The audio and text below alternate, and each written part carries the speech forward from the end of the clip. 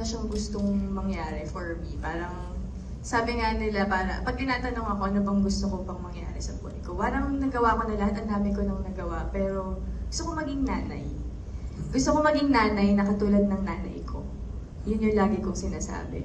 But, yun nga, inevitable yung ticking time bomb na pagiging isang babae.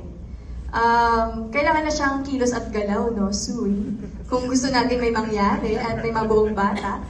Pero well, right now, I'm still busy working. Yeah. Pero kung ibibigay sa akin, why not? Yeah. I Pero will. ikaw yung type na okay lang sa'yo kahit hindi muna kayo magpakasal. Oo naman, ako... Magka-baby.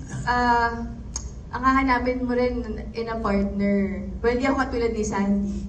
Dati, naisip ko yun na baka kahit walang partner, baka kaya ko. Pero ngayon, mas, na ako, siguro depende sa kung sinong partner mo. At the moment. Makikita mo rin talaga yan at saka mas magbubukas pa yung isip at saka yung puso mo dun sa possibility na, wow, maybe nga, I can still form a beautiful family. Alam mo yun na.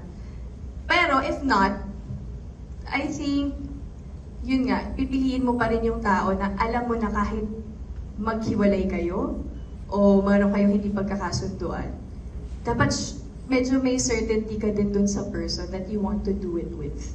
Talaga. Kaya si Sandy, grabe na lang din yung screening niya kay Migo. Tinanong niya yung mga sakit sa pamilya. But hindi naman ako umabot sa anong sakit sa pamilya niyo, di ba? Hindi naman gano'n. Pero ako, yung core talaga ng tao, yung hinahanap ko. Yung alam ko magiging mabuting tatay ito sa bang anak ko, kahit na hindi kami mag-workout as a couple. Yeah. Yun, malaking factor yun. Yeah. But we all